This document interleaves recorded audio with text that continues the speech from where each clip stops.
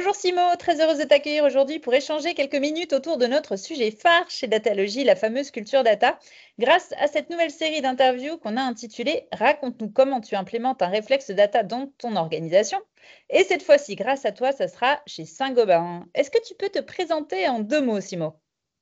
Alors, c'est Simon Mohamed Lebouy. Moi, je suis responsable de Data as a Service Delivery chez Saint-Gobain. Très bien. Pour commencer, est-ce que tu as quelques datas à nous partager concernant Saint-Gobain? Alors, Saint-Gobain, c'est historique, c'est 357 ans de présence, Eh bien, avec 180 000 environ d'employés et présente dans plus que 80 quasiment pays. Voilà. d'accord. Et, Et et, ouais. et elle conçoit et fabrique et distribue tous les matériaux de construction des bâtiments. Très bien. C'est quoi la place de la data chez Saint-Gobain? La place de la data, c'est une place stratégique parce que grâce à la data, on peut mettre à disposition des informations nécessaires pour suivre des indicateurs clés pour l'entreprise. Et tout ça grâce à un sponsorship très fort de ton président, je crois, hein?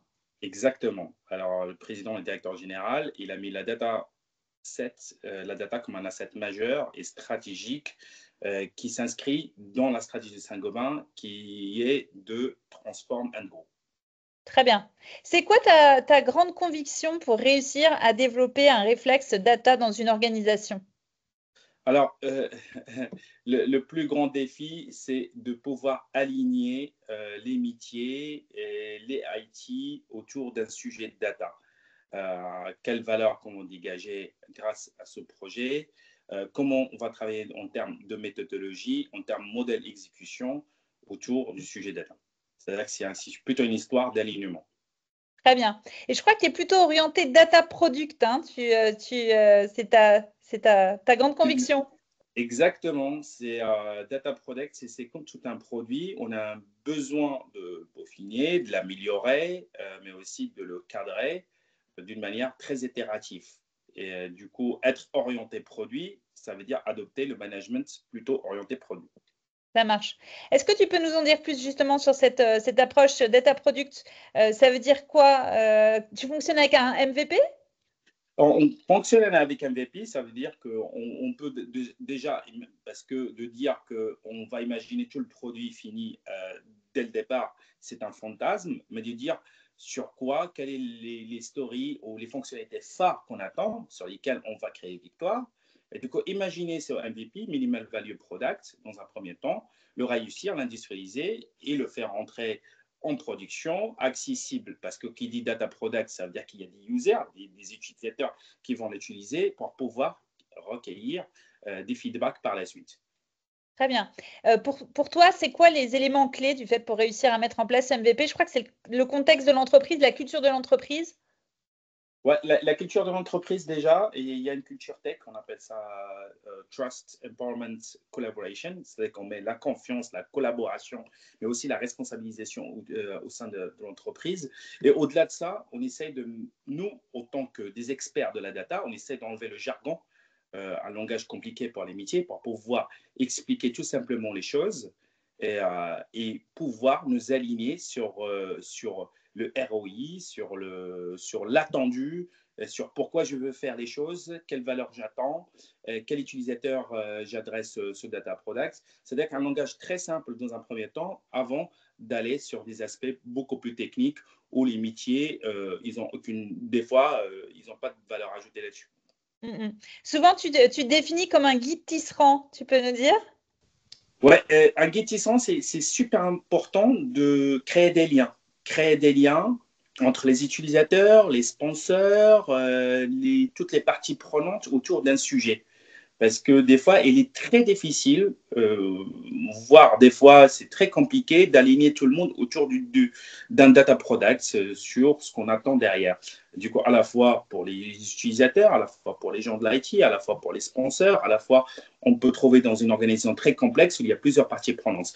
Pouvoir aligner tout ça, c'est très compliqué. L'aligner autour d'un sujet clair, avec des mots très simples, ça demande quand même de l'art de la questionnologie et de tisser des liens. Et c'est ce Ouais. qu'on appelle un tisserand de la data. J'aime bien cette phrase. Et tu m'as dit aussi en préparant cet échange, il faut éviter la phrase on va venir vous aider, on va venir vous accompagner, mais plutôt dire autre chose. Tu peux nous Ouais, je raconter? pense qu'il faut rester humble avec les métiers, même parce que les métiers, ils ont un savoir-faire énorme.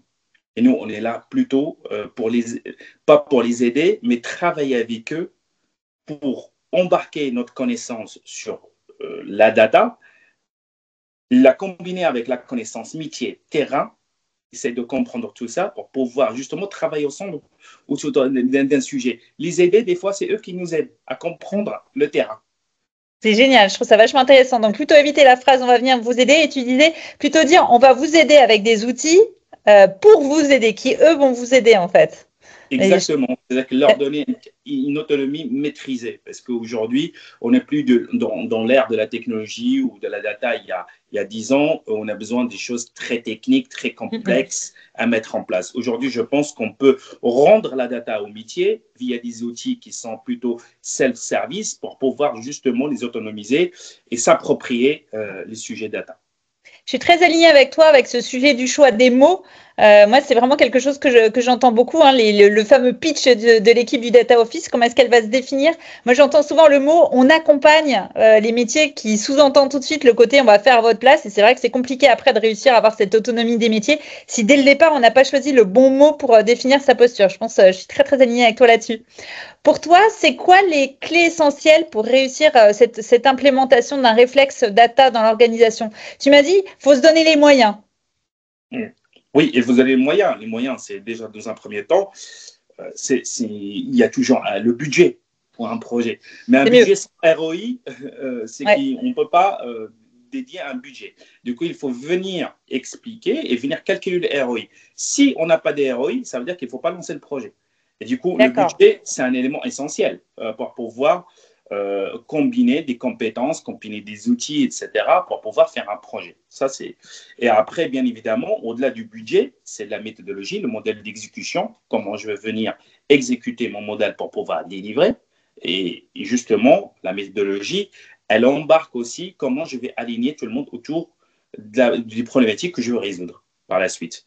Très bien. Et du fait, selon toi, c'est quoi les soft skills sur lesquels doit s'appuyer un Chief Data Officer pour réussir à relever ce type de défi? Il faut être bon en quoi quand on est Chief Data Officer? En soft skills. En soft skills, d'abord, c'est quelqu'un qui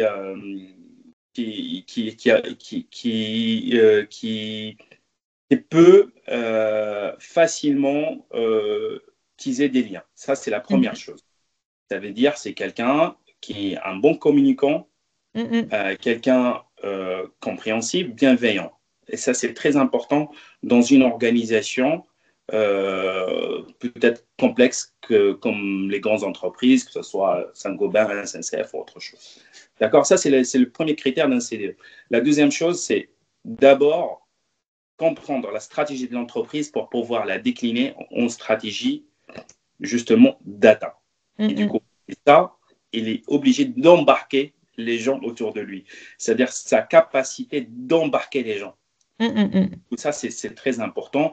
Et le troisième élément qui est aussi essentiel chez un CDO, c'est sa capacité à convaincre. Sa Mhm. capacité à convaincre, c'est-à-dire que les arguments qu'il avance, et du coup, le raisonnement qu'il avance, c'est très important qu'il soit très pédagogique. La Ouais. pédagogie, c'est vital et essentiel pour réussir sa mission. Reformuler, médiation, pédagogie et enlever le jargon, comme tu dis.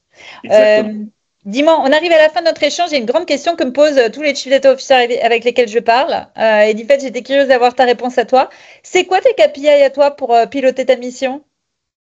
Alors, moi, pour piloter la mission, c'est le ROI que je dégage par la suite, c'est la valeur, tout Et simplement. comment tu arrives à le calculer? Parce que c'est un sacré Bah, sujet, ça. Un exemple? oui, mais j'ai un exemple. Par exemple, si j'ai à titre d'exemple un sujet MDM Finance, Master Data Management, c'est des référentiels d'identité, des référentiels, par exemple, référentiels sur des centres de coûts, par exemple.